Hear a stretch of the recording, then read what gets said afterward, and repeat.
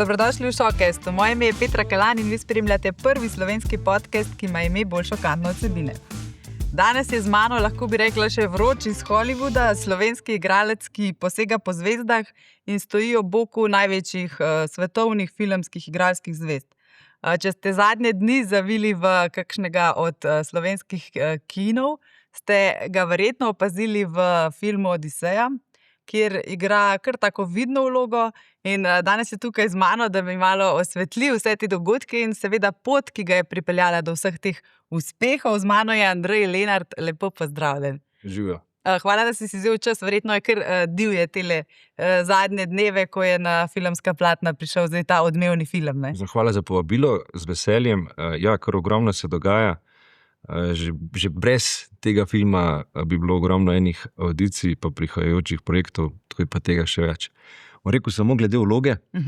Vidna meni, ki vem, kam gledati, ja, par kadrov je, kjer sem se ujel, bom rekel, znotraj samega projekta je bila pa to manjša vloga, je pa res, da sem preživel en velik del tega snemanja 3 mesece skupaj s celotno ekipo. Ja, ravno prej sva govorila, ne, 1 leto nazaj ste zaključili s tem snemanjem, potem nekako moraš držati to vse zase, zdaj pa spet en velik boom, ne, tako v 2 delih se dogajajo te projekti. Zanimivo je, v bistvu nekako ostali ljudje doživljajo moje življenje z nekje 1-letnim zamikom ali več.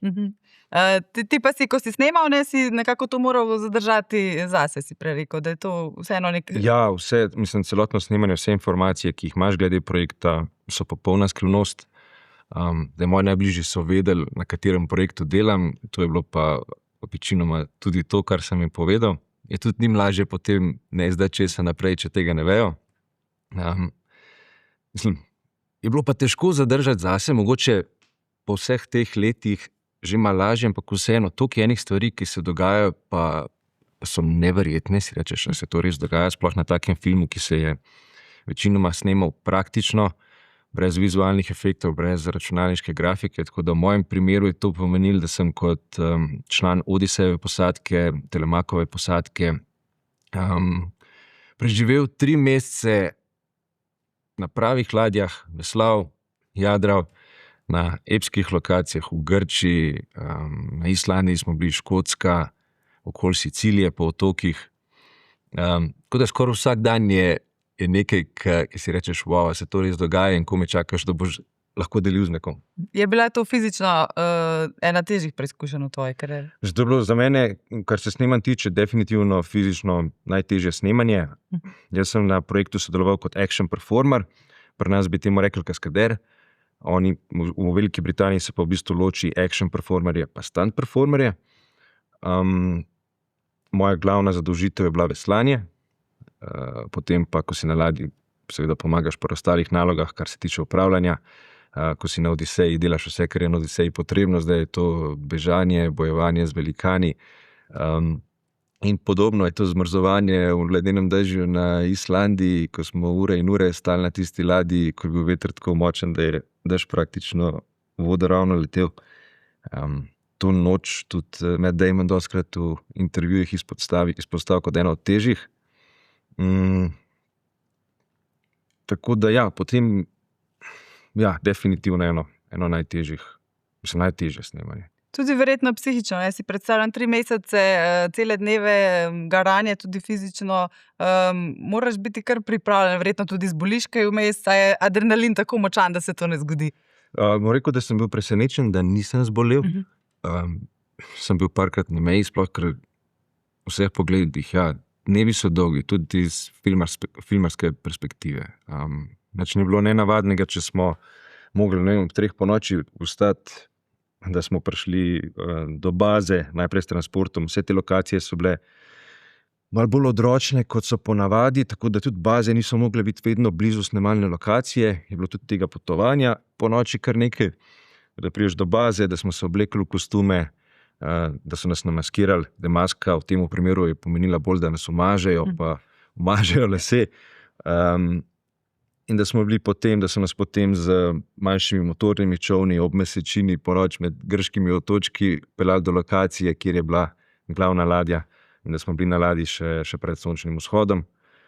potem praktično do sončnega zahoda snemaš, ostaneš na ladji, kosilo, vse ostalo se zgodi na ladji večinoma, da se čas čim bolj izkoristi. Potem pa preden prideš do posle, preden padeš v poslo, traja še nekaj časa, tako da je bilo, že samo to bi bilo naporno. Pa so pa tukaj še vremenski pogoji, od vročega sonca do tega, da smo zmrzovali. Grčija je bila sploh zanimiva, ker preden je sonce ušlo, smo bili vsi v svojo deko zaviti, iščeš nek optimalen položaj na ladji, da je tistega vetra čim manj, se treseš. Ko sonce vzide, si neizmerno vesel. Potem pa po kakšni urci, 2 je pa že prevroče. Se vsa občutja menjajo. Vse. Ampak bom rekel, mislim, kakor je bilo težko, sem bil vesel, da je bilo težko, če za kakšen film prav, da je bilo snemanje težko, je to Odiseja. Pa tudi doživetje je bilo zaradi tega toliko večje, ko se soočaš z vsemi temi izzivi. Zdaj, koliko je časa tam na snemanjih, da se ustvarijo kakšna prijateljstva, poznanstva? 3 mesece si z različnimi ljudmi, si spletel, pa ne samo s temi zvezdniki, z vso zasedbo, z ekipo, se spletejo kakšne take prave prijateljske vezi, ali je to zgolj profesionalno vse skupaj? Ne, mislim, tega časa je veliko, ogromno časa smo preživeli skupaj, predvsem z mojo ekipo veslačev, sem bil največ skupaj, tako da sem spoznal ogromno enih res fajn ljudi iz celega sveta, s katerimi sem z veseljem zdaj še naprej v stiku. In tudi, ko daš čez take težke preizkušnje, prej sploh nisem omenil, mi smo te dni tudi ogromno veslali pravo, ta večja ladja je bila 100-tonska, vesla so dolga 8 metrov, te utrudi, te izmuči, tako da te taka izkušnja še toliko bolj poveže.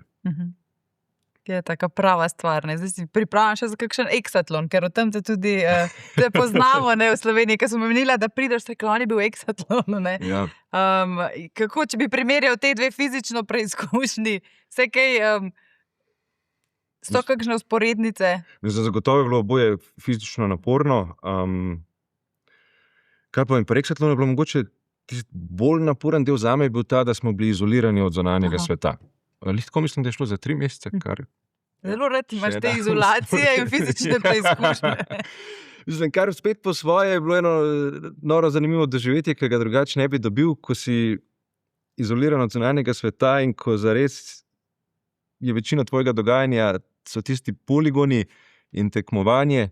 In ko sediš ob kosilu, ob zajtrku, se hočeš začneš pogovarjati o tem, kako najbolj optimalno metati tiste sekirce, palce, kako najhitreje priti čez kakšno oviro, a stopiti z levo nogo najprej tja, potem z desno tja.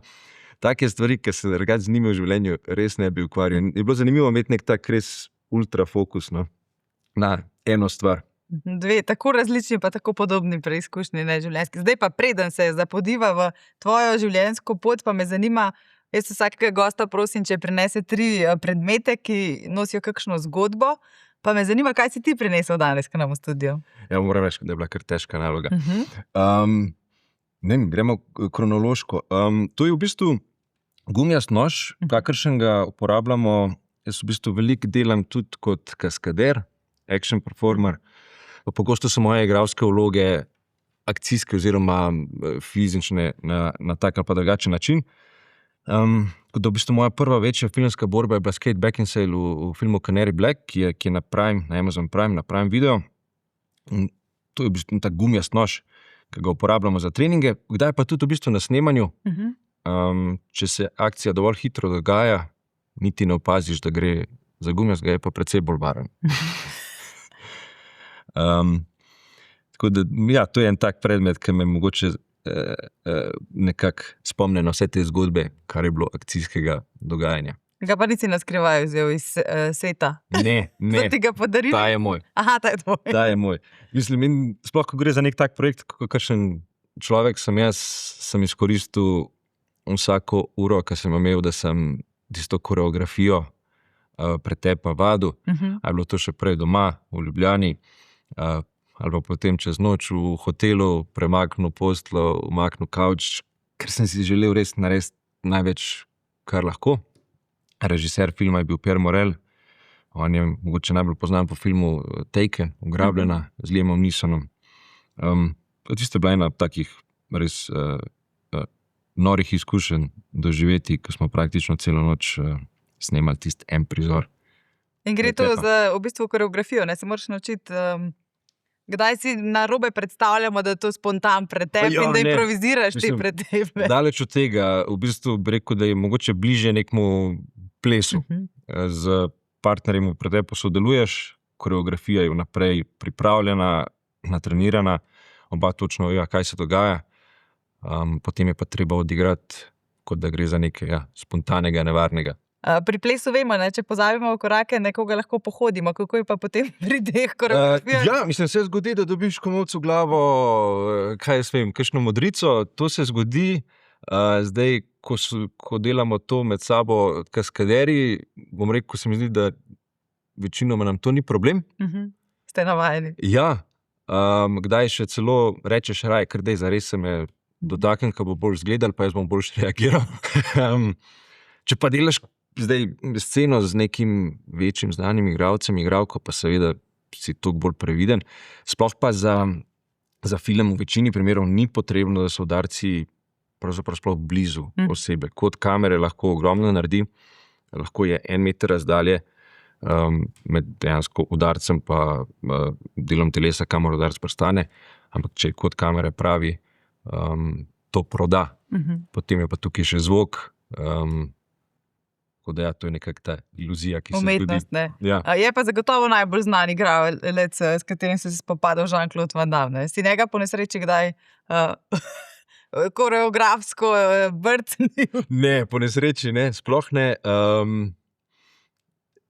Je pa bil on eden od teh, ki je rekel, ti se me kar zares se me dotaknem po glavi, ko udaraš. In si malo v dilemi, ne? Mislim, spet, ko rečem zares, gre za dotik, ne za udarec, za nadzorovan dotik. Tako da sem to zelo previdno izvedel. Je bila pa ena posebna izkušnja, se spopasti z tako legendo hollywoodskih akcijskih filmov. Jaz sem ga gledal v filmih, kot je Kickboxer, Bloodsport. In mi je bilo, zanimivo je bilo, kar nekaj časa smo preživela skupaj na snemanju, ker sem igral vlogo glavnega negativca. Navdušil me je s tem, kako je bil sfokusiran na podrobnosti, razmišljal ves čas o tem, kako lahko še kaj nadgradi, hkrati zelo odprt do celotne ekipe soigralcev. Rekel, jaz, ko sem na snemanjih z temi večjimi zvezdniki, ne stopim sam do njih, da bi vzpostavil nek kontakt, če zdaj ne gre za delo, če nimamo scene skupaj, pa da gre za sodelavca, ker se zavedam, da imajo oni svoje delo za oddelati, da se mogoče se fokusirajo na tisto, jih ne želim motiti pri tem. Tukaj je pa Jean-Claude Van Damme prvi dan stopil do mene, me začel klicati brat, tako da sem nekako videl, je odprt za to, tako ne moti ga. To je bilo res, mislim, spomnim se, da med samim pretepom, pa je kje rekel, pa pomežiknil, ali pa naredil tisti njegov thumbs up značilen, nisem kar imel te flashbacke nazaj na vse te njegove filme. Še vseeno veliko to pomeni, ne? Čeprav verjetno hočeš ostati profesionalec, je en delček tega, da si... Ogromno pomeni, in se pa zares teh stvari nekako zavem šele potem, ko je projekt končan, ker sem sam tak, da se toliko zberem na tisto delo, ki ga je treba oddelati. Potem, ko je pa vse konec, pa nekako to pride za mano. In malo uživaš v tem občutku. Zelo uživam v tem. Gremo na naslednji predmet. Mislim, to so sicer Bluetooth slušalke, nič posebnega, ampak jaz sem, bom rekel, od nekdaj, ko so me ljudje vprašali, s kom bi si želel delati na projektu s kakšnim igralcem, sem izstrelil Arnold Schwarzenegger. To poveš v vseh intervjujih. In tako. Zelo dobro ga tudi ponašaš. Torej vidiš, da je res, da se ne lažem. Nekaj let nazaj sem pa imel priložnost v bistvu sodelovati na projektu, kjer sva igrala isti lik, Šlo je za animirano serijo Secret Level, ki je antologija v bistvu posamičnih kratkih animiranih filmov. V tretji epizodi, v tretjem kratkem filmu igram glavno vlogo kralja Elstroma. Kralju Elstromu pa je glas posodil Arnold Schwarzenegger. Sta bila eno v bistvu. Tako da so v bistvu eno. In zdaj tukaj glavni izziv je bil ta. Zdaj, snemali smo s tehnologijo, če si mogoče videla, ne vem, kako se je delal Avatar ali pa Golem v Gospodarjih prstanov, gre za performance capture, motion capture tehnologijo, kjer se zajame v bistvu gibanje tvojega obraza, zajamejo gibanje tvojega telesa, potem pa to prenesejo na animiran lik. Tako da to je bil tisti del, ki sem ga delal jaz. Glavni izziv je bil pa ta, da je Arnold Schwarzenegger že posnel vse njegove glasovne replike. Torej smo se mogli tega držati. In v bistvu je šlo za to, da sem jaz imel slušalko v ušesih, ga slišal, poslušal in sinhrono s tem odigral gibanje, pa tudi obrazno mimiko, kar vključuje lip-sync, premikanje ust. Tako da mi je zelo pomagalo tudi to, da sem ga kdaj že prej oponašal. A lahko en stavek, prosim, ker sem gledala dve tvoji imitaciji in res ga za to načunulo. Zakaj povem? Come on, get to the chopper, what's funny? Get out of here. Mogoče bolj kot to mi je pomagalo, da sem ga veliko videl v filmih, pregledal njegove intervjuje. Ja, potem sem pa mislim, da sem imel samo 3 dni časa, da sem se zares pripravil, zelo hitro je šlo to od audicije do snemanja. Praktično cel dan poslušal tistih 15 minut zvoka, ki je bil že narejen za ta kratki film, da sem se ga res, da sem ga slišal v spanju, da sem ga poznal bolj kot kakšne komade, ki jih preposlušaš. Ja. Kar bi bilo pa zanimivo, torej s tem, to je res nosi ene tak lepe spominje. V bistvu na nek način se počutim, kot da sem ga spoznal in z njim sodeloval, kljub temu, da zares uživo se niso videla. Ja. Režiser je pa tele moje slušalke poimenoval Irnold. Zelo domiselno. Irnold, ja. Tako da tale Irnold, drži res ene lepe spomine. Ampak še vedno ostaja želja, ne? Verjetno si želiš, da bi kaj zaigral, da bi ga vsaj spoznal. Mislim, definitivno, to bi pa še nadgradilo vse skupaj. Kaj pa vem, da bi en prizor z njim odigral, bi bilo super. Jaz sem videl, da bodo delali nov film o Conanu, Barbaru.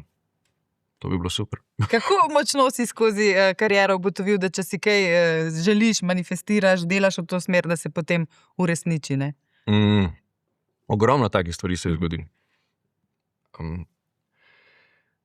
Seveda, verjetno se začne vse skupaj z željo, potem sem pa zaradi te želje, ki sem jo imel, mi ni bilo težko, oziroma mi je bilo lažje delati v tisto smer, se mogoče čemu odreči, se definitivno čemu odreči, pa vložiti čas pa energijo v to, da sem potem prišel do teh izkušenj. Zdaj pa jaz kot otrok, vem, da sem gledal, ko smo si sposojali še DVD-je, vedno ta behind the scenes, making of. To mi je bilo dostikrat bolj zanimivo, še kot sam film, kako se skupaj naredijo razne te iluzije v smislu posebnih učinkov. In sem imel željo biti del tega. Tako da, v bistvu že ne vem, moje prvo asistiranje na nekem takem večjem filmu, ki je bilo verjetno Thor, Marvelov Thor, 2, The Dark World. Kako si prišel zraven? Človek se vpraša, to ni ravno študentsko delo, ki ga najdeš na servisu. Ja. Torej, jaz sem šel na študij filmske in TV produkcije v London, na University of Greenwich. Potem sem pa poleg študija, London za življenje je drag, sem pač iskal kakršnokoli delo, ampak sem si rekel, če že sem tukaj, bi vsem se trudim najti neko delo, ki mi prinese tudi izkušnje, ne samo, da mi pokrije stroške. Tako da sem potem delal kot asistent po raznih snemanjih, uspel sem priti zraven, BBC je imel neke velike zaslone med olimpijskimi igrami v Londonu, na katerih se je lahko gledal olimpijske igre, tako da sem tam delal za BBC potem, v bistvu kot njihova oseba pri tistem zaslonu. ko sem si uspel sestaviti nek CV, da nekaj je izgledal, na vrh je bil tisti BBC. Potem pa že do vsega tega, da sem prišel, kontaktiral sem ljudi, ko sem videl, da se mogoče nekaj dogaja ali pa da nekdo nekaj dela, če se radil bi bil rad. Ti ni bilo narodno, si poklical, ponudil. Sem pisal, sem stopil do teh ljudi, seveda mi je bilo nerodno od začetka, pa bom rekel, še vedno mi je. Ampak si rekel, mislim, kaj je najslabše, kar se lahko zgodi? Če ne vprašaš, je odgovor vedno ne. Tako. No, potem so pa, kaj se je dogajalo? Sem videl, da snemajo Jamesa Bonda, celo v bistvu naša univerza je bila pogosto lokacija za razna snemanja. So prišli snemati Jamesa Bonda, sem govoril z ljudmi, šel sem na IMDb, pogledal, kdo vse je že napisan, da dela na filmu, poiskal kontakte, od kogar sem lahko in pisal. Se ni zgodilo, sem potem leta kasneje bil na enem drugem Jamesu Bondu, ampak samo to, da dobiš malo občutek, kakšno je bilo to moje razmišljanje. Trudil sem se, iskal kakršenkoli način, da sem del tega. Pa zares sem si samo želel, ne vem, da bi pobiral smeti, sem rekel, ali pa držal kable. Nisem niti zares vedel, kakšne so vse te vloge. Samo da si zraven, ne? Da sem del tega making of, behind the scenes v živo. No, potem se je pa snemal na naši univerzi Thor, The Dark World. Po predavanju sem šel sprintati CV-je, shop življenjepisov, in potem cel dan hodil okoli snemanja, govoril s komarkoli sem lahko od ekipe čez tiste ograje in vsak mu povedal, da pač to študiram, da bi si ful želel biti del tega na kakršenkoli način, in dal moj življenjepis, pa rekel, če ga lahko mogoče komu podajo naprej, kaj bi mi lahko do tega pomagal. V nekem trenutku sem govoril tudi z osebo, ki je bila glavna za Locations Department, tudi sektor za lokacije. Takrat nisem vedel, s kom govorim. No, potem pa so me povabili, da sem delal v bistvu za sektor za lokacije kot tisti najnižji možni asistent, reče se location marshal ali pa runner. Kaj delaš? Kakšna je delna, dnevni opis del?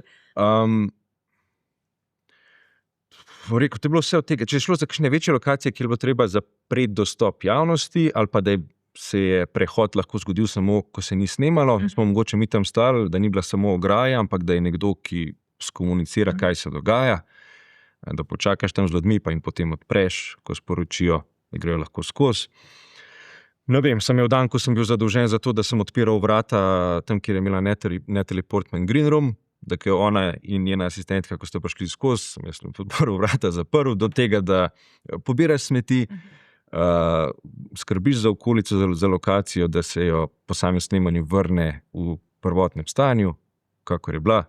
Mogoče to pomeni, da smo ki travo zamenjali, da se postavlja tiste ograje, pospravlja. V bistvu location, sektor za lokacije, nekako poskrbi za vso logistiko, ki jo ostali sektori na lokaciji potrebujejo, komunicira s tistim, ki je lastnik lokacije. Potem se pa zgodijo situacije, ne vem, kot se kamera obrne v določeno smer, pa je treba neko ulično svetilko zaradi tega ugasniti pa prižgati. To bo na primer sektor za lokacije potem zrihtov skoordiniral, da se ne čaka predolgo. Kje pa je bil potem tisti preskok, od tega deklice za vse v prve vloge, v klice na audicije? Kdaj se je to zgodilo? Bo rekel, že v tem času me je zanimalo tudi igralstvo, sem iskal priložnosti za audicije, takrat tudi za statiranja na snemanjih. Še ko sem v bistvu dobil svojega prvega agenta, pa potem prvo audicijo za film, ki je bila za Kingsman The Secret Service, kjer sem bolj tudi dobil vlogo, tista 2 stavka, neverjetno. Na prvi audiciji si dobil že vlogo? Tako. Takrat se nisem niti približno zavedal, kako težko je to. To je kar uspeh, ne, glede na to, kakšna je statistika audicij in dobljenih. Ja, definitivno, mislim, to je ogromen uspeh, pa to se zares ne dogaja. Tudi kasneje sem videl, da takrat si nisem znal predstavljati, koliko je to težko. Vedel sem, da ni lahko priti zraven, ker že da dobiš audicijo, se zavedal, koliko je v mojem primeru trajalo. Ampak, na primer, zdaj ogromno je bilo let, ko sem imel mogoče 3 audicije na leto za projekte, kot so filmi pa TV serije. Zdaj, lani, malo bom na približno številke povedal, ampak audicij sem imel več kot 100. Tega sem, mislim, da 7 vlog dobil. Aha, no. Tako je razmerje. Kar je odličen procent, kakor se pogovarjam z ostalimi. Pa so to vedno audicije, da si fizično prisoten, so kdaj tudi prek kakšnih videokanalov? Večinoma so zdaj v bistvu, reče se self-tape, torej se v bistvu posnameš in audicijo pošleš. Če je drugi krog, je ta največkrat v živo ali pa prek videoklica. Ampak naprimer v vlogo glavnega negativca v tistem filmu z Jean-Claudom Van Dammom, Kill 'Em All 2, sem dobil preko video audicije, preko self-tape audicije. Tudi to je bil en razlog, zakaj sem mogoče malo lažje se preselil nazaj v Slovenijo, ko sem videl, da so se začele te self-tape audicije, da sem si rekel, pa sej olajša malo zadeve. Lahko bi bil tudi v Sloveniji, kjer mi je kvaliteta življenja vseeno boljša, pa pošiljam te audicije. Če bo treba, pa letim. Se ni daleč. Zdaj, veliko audicij je bilo kakšna taka res bizarna, ki ti pade na pamet. Se spomniš kakšne, da si se res, da si jo res zapomnil, no? Da je bila kakšna posebna, da si imel kakšno posebno nalogo? Za filme in serije niti ne, da bi bile prav bizarne. Za kakšne oglase so pa pogosto, no. Kaj sem na pamet mi pade zdaj, da sem igral medvede v enem oglasu par let nazaj. Da sama audicija je bila pač, hodi kot medved, odigraj medveda, ki gleda v jamo za zimsko spanje, pa ni lih najbolj privlačna, pa se pa obrne, pa vidi avto. Je bila uspešna? Bila je uspešna. Ja. Sem v bistvu, bil sem na tem snemanju, sem bil kot referenčni performer, reference performer potem za animatorje, ki so animirali te računalniške medvede. Jaz sem pa na samem snemanju v Estoniji medvede odigral v različnih situacijah na kameri. Pogosto je tako, no, kot v primeru Secret Level, tam se res trudijo, da čim bolj prenesejo samo igro igralca do vseh podrobnosti na sam animiran lik, ker je le bolj organsko. Pogosto imajo radi nek organski začetek ali pa neko referenco, na podlagi česar potem naredijo animacijo. Zdaj pa res sva govorila, začel si čisto na dnu te verige igralske. Ja. Zdaj zelo lepo napreduješ, pa me zanima, kako so ti te izkušnje iz čistih začetkov prišle v pomoč, da zdaj, ko ustvarjaš na teh velikih projektih, znaš potem ceniti vse te ljudi, ki počnejo vse te stvari, ki morajo biti urejene, da lahko posnameš en film, serijo. Definitivno, mislim, to mi res zelo pomaga. Zdaj pa že na samem začetku, ko sem prvič šel na set kot igralec na Kingsman The Secret Service, se spomnim, da sem pomislil na to, kljub temu, da sem bil živčen, da sem imel tremo, vem, da takrat, če niti nisem vedel, kaj bo moje besedilo, sem ga dobil na samem setu, tik pred snemanjem, je stopil do mene režiser, pa se je odločil, kaj bom povedal. Aha, tako. Tako da to tudi ni pomagalo pri živcih. No, ampak že takrat mi je zelo pomagalo to, da sem na podobnih snemanjih delal kot asistent, da mi okolje ni bilo tuje, da sem vedel, oziroma zdaj mi zelo pomaga, da vem, kako lahko določeni ljudje pomagajo meni, kako lahko jaz pomagam njim, ker snemanje filmov je tak res en moštveni šport, res je ekipno delo in to, da veš, kako stvar funkcionira, ogromno pomaga. Da ne čakaš na to, da boš dobil navodilo, ampak slediš dogajanju, mogoče koga vprašaš za tisto informacijo, ki te pol pomaga, da boljš narediš svoje delo. To je bila ogromna prednost. Si pa izbral res enega najbolj nepredvidljivih poklicev na svetu, ne? Vedno moraš nekako s tokom čakati na priložnosti, zagrabiti, se odločiti. Kako je to naporno, ko ne veš, bo neko leto 10 projektov, nobenega, a si se s tem naučil živeti in to je pač tvoj način življenja? To je moj način življenja. Trenutno ne bom rekel, da se želim tako živeti do konca življenja. res je izjemno nepredvidljivo, res ne morem kaj dosti planirati vnaprej. Se zgodi, da zdaj dobim mail s povabilom na audicijo, jo je treba čez 2 dni dostaviti, ima lahko 7 strani, od tega ena stran monologa, zelo čustvenega, spustiš vse ostalo iz rok, kar lahko, in narediš najboljš, kar se da. Bom rekel, ni mi težko, ampak verjetno zaradi tega, ker sem se tega navadil. Ja, sem pa podredil celotno življenje temu, da, kot sem rekel, da spustim stvari iz rok, da res si želim izkoristiti vse priložnosti, ki se mi trenutno ponujajo. Mogoče tudi zaradi tega, ker se zavedam, da to sploh ni samoumevno, pa da sem toliko časa, več kot 10 let zagotovo, delal v tej smeri. Tako da, če imam trenutek, ko zavzdihnem, pa si rečem, res, samo se spomnim na to, kako sem si želel biti v taki situaciji, pa je potem dosti lažje posneti isto audicijo. Ker dogaja se, da pač seveda, ko snemaš projekt, ne vem, da sem bil v Rimu, snemaš cele dneve, bi z veseljem izkoristil noč za spanje, ampak sem dobil audicijo, ko je treba posneti, kdaj to narediš čez noč, a ne? Ja, je zahtevno, se mi zdi pa, ker se tega toliko navadil, pa mi ni več tako težko, no.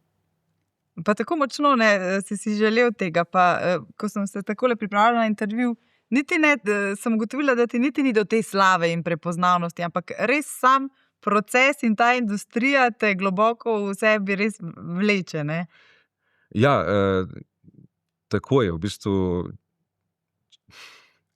če bi se dalo, bi najraje delal to, pa bil popolnoma neznan. Se pa zavedam, da pride eno z drugim, da pomaga do tega, da prideš do projektov, do mogoče večjih vlog, tudi to, da ljudje vejo zate, da poznajo tvoje delo. Pa hkrati se spomnim, kako je bilo meni zanimivo poslušati pogovore z ljudmi, ki so bili del tega, izvedeti mogoče neke podrobnosti, ker preden sem se preselil v London, pa še potem se mi je zdel to en svet, ki je bil tako daleč, mogoče tako nedostopen. Tako da, če kdo zaradi tega mogoče zve kaj zanimivega, ali pa ga mogoče to navdihne, ali pa mu pokaže, da je mogoče, tudi z veseljem grem ali svoje cone obdobja, pa sodelujem pri takih zadevah. Koliko pa je vseeno tega blišča zvezdništva, ali je to res samo en prahec v celotnem igralskem poklicu? Zdaj veliko ljudi si predstavlja, da so to zabave do jutra, druženje s slavnimi, pa je daleč od tega, ne? Ali je kolikor si dovoliš? V mojem primeru tega ni. Če bi to iskal, bi tega lahko kar nekaj bilo. Tako da se mi zdi, da je tja, kamor, tam, kjer imaš fokus, tja na tisto, kar se osredotočiš, mogoče v tisto smer, kar delaš, če mi je v željo, potem bi tudi tega bilo lahko veliko. Verjetno nasplošno, kakor je te predstave ljudi o ali igralskem življenju ali pa filmskem življenju, je pa tega blišča, zelo, zelo malo. Je to samo ta del, ko gre potem za promoviranje projektov. Kaj pa vem, premiere, filmski festivali. Kako pa ti je ta del rdečih preprog in fotoaparatov in dajanja izjav? Ti je to ljubši ali manj ljub del poklica? Mislim, manj ljubši del poklica, zagotovo.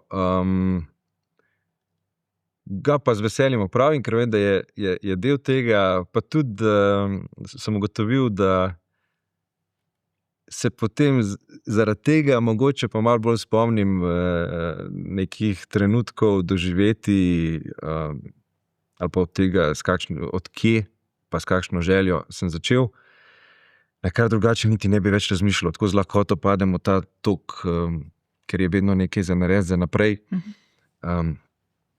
da ne razmišljam preveč za nazaj, pa se je fajn tudi ustaviti, pa mogoče pogledati nazaj na to dolgo pot, ki sem jo že prehodil, tako da sem vesel, da me to spodbudi k temu.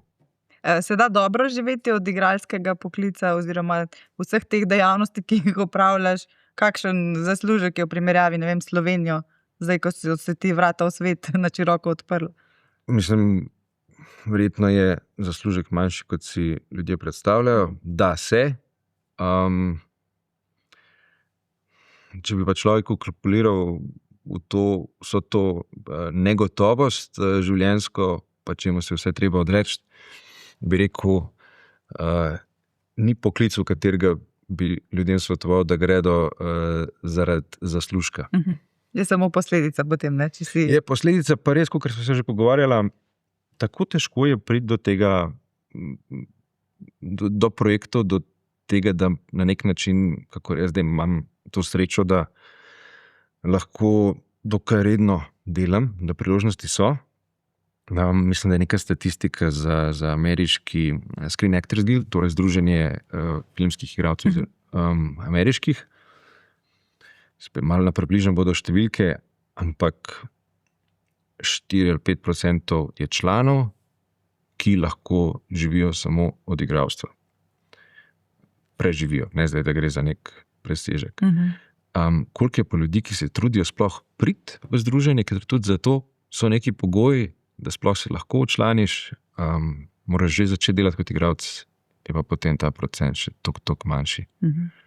Ja, seveda, mi vidimo samo tiste, ne, ki uspejo. Lahko brez agentke v temu, ti imaš verjetno svoje ljudi. Tako, ja. Lahko bi bil sam za vse to ali potem na neki točki rabiš pomoč? V bistvu ne bi mogel biti sam za vse to, predvsem iz razloga, ker sam, vsaj kar se tujih projektov tiče, za njih niti ne veš, niti nimaš dostopa do tega, rekel, bazena informacij. Zato predvsem je potreben agent, ki te potem predlaga za projekte, za audicije, ko se dogajajo. Ja, to je tisto ključno. V bistvu ni tako fancy, kot se sliši, kot je nuja. Če ne, niti ne veš, ne? Ne veš, da se projekti dogajajo. Ker vse dogajajo. tako naskrito.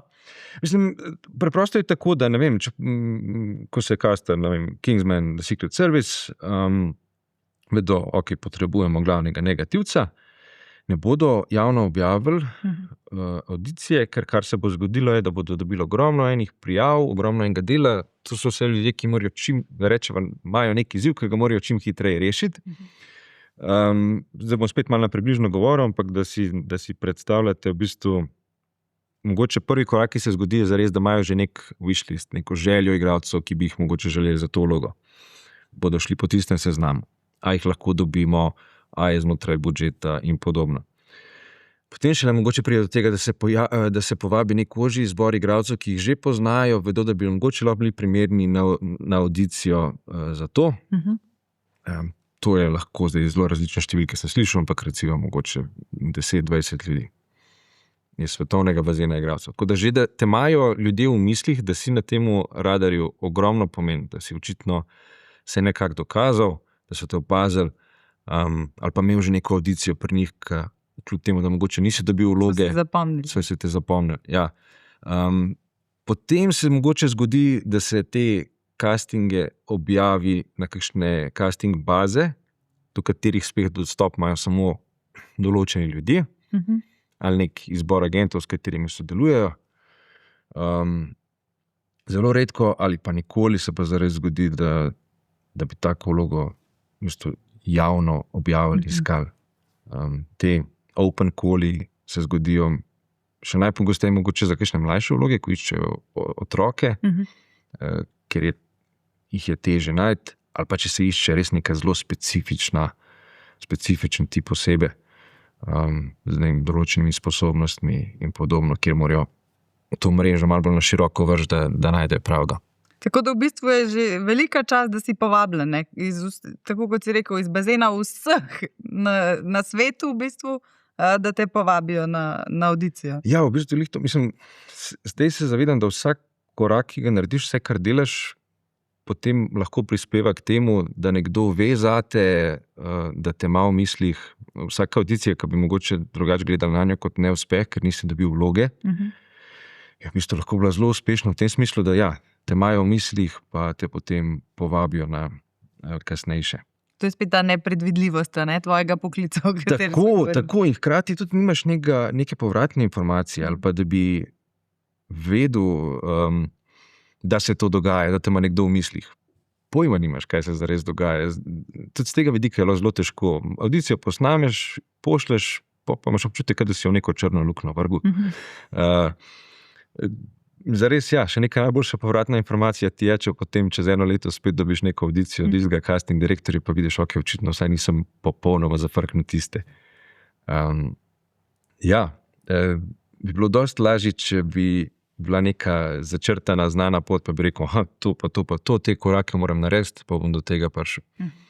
Zato imam mogoče tudi rad šport ali pa fitness kot trening. Je to tvoja protivtež temu divjemu življenju? To je en del mojega življenja, kjer pa točno vem, da delo, ki ga bom vložil, bo prineslo določen rezultat, je pa res skoraj da popolnoma v mojih rokah. Ja. Tako smo se zaklepetali, da smo na tretji predmet. Tretji predmet. Ja, tole pa Odiseja, knjiga, ki je bila z mano na Odiseji, v Grčiji, na Siciliji, Islandiji, na Škotskem. Res tako en lep, predmet, ki prikliče ogromno enih spominov. A si jo moral prebrati v srednji šoli, se spomniš tega? Mislim, da smo neke skrajšane verzije brali. Ali je bila skrajšana verzija? Zagotovo cele nisem prebral, ker se ne spomnim, da bi se, ker sem oboževal starogrške zgodbe. Kot otrok sem poslušal, da je bila kaseta ali CD z temi grškimi pripovedmi pa Argonauti. Same Odiseje pa bolj kot v bistvu povzetke zgodbe nisem poznal, tako da sem jo zdaj prvič prebral pred snemanjem. Ima še... Še ne vem kaj. To je pa... Smo pa dobili prvi dan. Torej, jaz sem bil na audiciji v Londonu, ki je bila bolj drugačna, kot sem jih vajen. Šlo je za fizični preizkus, pa preizkus filmskega bojevanja. Potem sem bil izbran ožji izbor, kjer smo šli že v Grčijo, na samo lokacijo, kjer smo imeli pa intenzivno urjenje veslanja, pa upravljanja teh ladij in čolnov, ki nastopajo v filmu. No in prvi dan tega urjenja smo dobili v bistvu tudi slovarček ukazov.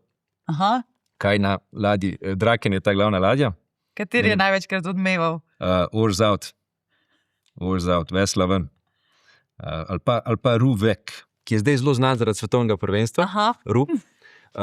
Sama ladja, glavna ladja, Odisejeva ladja, na kateri smo snemali, v bistvu norveška ladja, je največja replika vikinške ladje, ki še je, ki obratuje. No, so tudi prejadrali Atlantik. Tako da posadka, ki je prišla s to ladjo, jih je bilo veliko Norvežanov, tako da tudi nek ta ukaz ali pa zaveslanje, s katerim držiš ritem, je bil ta zdaj znameniti Ru. Tega vsi poznamo. Ja. Potem, ko smo snemali, se je pa to spremenilo v Pool. No, ja. En lep tak spomin, pa kar sem se mogoče, ogromno je bilo trenutkov, ko me je zadel, del česa, res česa velikega, pa kakšne zgodbe sem. En je bil, ko smo bili na začetku v Grčiji, Pilos je kraj, kjer smo bili.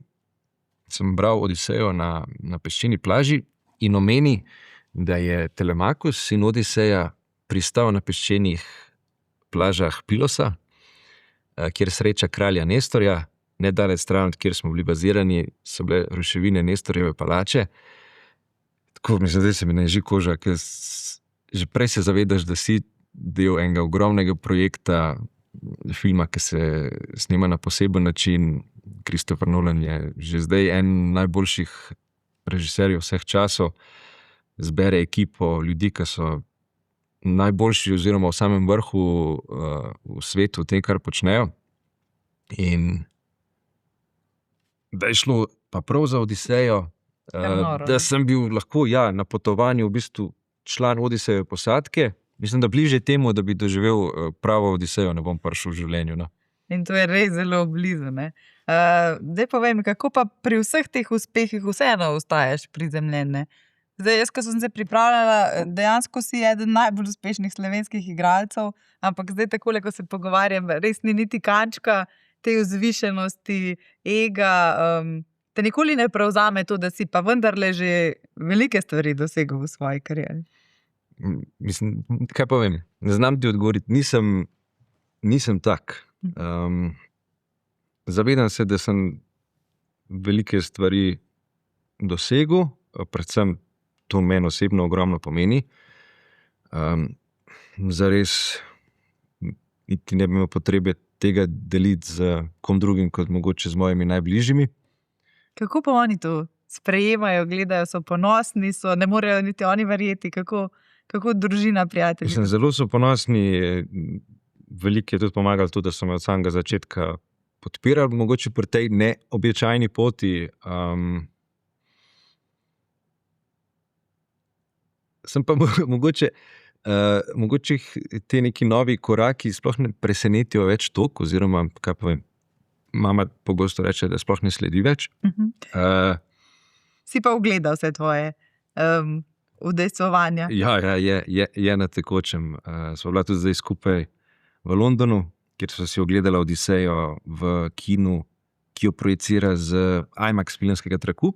To je bil v bistvu film, ki je bil prvič v celoti posnet na IMAX filmski trak. Gre za največji filmski format, bom rekel, z največjo resolucijo. Kljub temu, da zares, ker je analogen, pikslov nima. Neka primerjava z digitalnim je bila, sem gledal 12K, 18K. Kolikor sem uspel raziskati, največja digitalna resolucija, ki se uporablja za filmske kamere, je 8K. Filmsko platno v tem kinu je 20x26 metrov, torej več kot 500 kvadratov. In to je v bistvu, bom rekel, prav ta format, v katerem si je ta film najboljše ogledati, pa škoda, da teh takih kinematografov po svetu ni veliko. Tako da sva šla z mamo, sva letela v London. In sta si ob kateri uri gledala film? Ob 8:30 je bila projekcija filma zjutraj. Ker so projekcije, prej si mi zaupal. Mislim, projekcije so skozi celoten dan. Prav za ta kino vem, da jih imajo planirane do 10. septembra, nekih, mislim, da 170 ali več, vse razprodane. Noro. Videl sem pa, da tudi po svetu imajo projekcije tudi ob 3 po noči razprodane. Tako da mislim, res vroča zadeva. Ja, pričakovanje za ta film je bilo res ogromno. Prve karte so šle v prodajo, še ko smo film snemali. Torej, več kot leto pred izidom filma, pa so jih razprodali kakor za kakšen koncert, isto, ki se serverji sesujejo, pa ki je treba v prvih urah ujeti. Daj povej mi, vseeno pa verjetno z to prepoznavnostjo pride tudi kakšne oboževalke. Je kaj tega, ti kaj pišejo, imaš kakšne, in oboževalce, fanice, je kakšna baza tega, ti kaj pišejo, te sprašujejo, prosijo za kakšne avtograme, kako je s tem? Ljudje me kontaktirajo ali pa ustavijo za fotografijo. Veliko je tudi ljudi, v bistvu, ki me pišejo ali pa vprašajo za nasvet, ki bi si želeli biti del česa tazga, pa kako se do tega pride. Pride pa to v valovih. Ko je nek aktualen projekt, je tega več, ko tega ni, je tega manj. Kako pa mogoče slovenski igralski kolegi spremljajo tvojo kariero? Ti kaj čestitajo, imaš kaj kontakta z njimi? Kako je s tem? Mi čestitajo, vem, da nekateri spremljajo kariero, tudi zelo sem vesel, ko imam priložnost sodelovati na kakšnem slovenskem projektu. Je to še posebej lepo, pa bi si želel tudi več. Trenutno so to največ kakšne sinhronizacije animiranih filmov ali pa serij, v tem neizmerno uživam. Tega nikoli preveč v mojem življenju.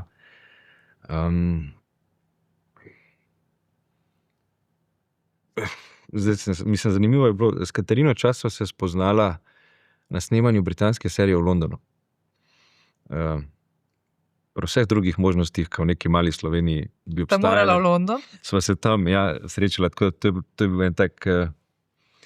eno tako hecno naključje. Si jo prosil za kakšen nasvet? Ona je ena teh slovenskih igralk, ki je tudi uspel veliki met v tujini. Si kdaj izmenjata kakšne izkušnje, kakšne... Sva se pogovarjala o kakšnih izkušnjah ob priložnosti, o priložnostih, pa se prav, če se točno spomnil, ne, ampak v bistvu tudi na nek način je bila ona tista, kjer sem jaz videl, da je mogoče, se da, ko je začela s tistimi prvimi uspehi v tujih filmih.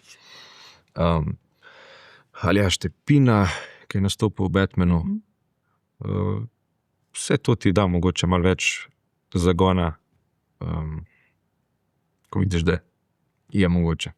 Zdaj, če se še malo ozreva naprej, kaj te čaka? Kar nekateri lepi projekti, kot sem zasledila, kje te bomo lahko videli? Avgusta pride na Netflix 5. sezona serije Outer Banks, kjer imamo vlogo. Potem pa sem ravno zaključil z snemanjem ameriške serije, ki jo producira Martin Scorsese v Rimu. Sem pa igral eno od glavnih vlog, gre za serijo The Saints o življenjih svetnikov, tako da sem v eni od epizod odigral svetnika. Katerega lahko izdaš? Ne smem še izdati. Je pa bila to vloga, kar se mi redko zgodi, Za to vlogo je bilo želeno, da sem čim večji, kot silhueta, čim večja pojava. Časa ni bilo veliko, tako da sem prav z veseljem užival v italijanski kulinariki. Si lahko dal duška. Kako pomemben pa je? Ne samo, da sem si dal duška, to je bilo moje delo. Da ješ in tako delaš na masi. Tako. Kako pomemben je ta zunanji izgled? Vseeno, vsaj pri igralkah vemo, vedno ocenjujemo ta videz. Kako je pa pri moškem delu igralcev? Je videz bistvenega pomena? Mislim, film je vizualni medij, en velik del tega je tudi videz, tako da je pomemben. Tukaj zdaj sploh ne govorim, o lepoti, ampak na splošno. Boš na audicijah ali pa dobival vloge, za katere tudi vizualno si primeren. Kaj pa vem, v mojem primeru, ker sem bil bolj športen, sem hitro videl, da so to neke vloge, kjer gre tudi za neko fizično akcijo. Bolj akcijsko, ne? Ja, ali pa vojaške vloge in podobno. Potem, kar se zgodi, je tudi, da ko te enkrat vidijo kot nekaj, pa da to dobro oddelaš, potem te imajo v mislih za take vloge. Si predstavljaš, da bi te povabili v kakšno romantično komedijo? Si. Bi odigral kakšno tako vlogo? Z veseljem. Z ogromnim veseljem. Katera bi bila tista igralka, ki bi si jo želel nasproti, če bi šlo za romantično komedijo in da lahko izbiraš v bazenu vseh teh zvezdnic? Kaj pa vem? Pa rečva Natalie Portman. Večkrat jo omenjaš, zato sem te vprašal. Zato sem tudi na njo pomislil, ker sem jo že omenil. Bi mogel malo bolj, kaj pa vem, ali pa Margot Robbie bi bila. Super. No, midva sva res prišla do konca najnega pogovora. Jaz verjamem, da bi lahko še klepetala in da imaš zgodb veliko. Upam, da se bova še kdaj takole usedla. Rada bi se ti zahvalila za danes, za vse, tudi nasvete, ki si jih mogoče delil, za kakšne mlajše kolege, kolegice, ki si želijo uspeti v tem svetu. Hvala za povabilo. To je bil Showcast. Hvala, da ste bili z nami.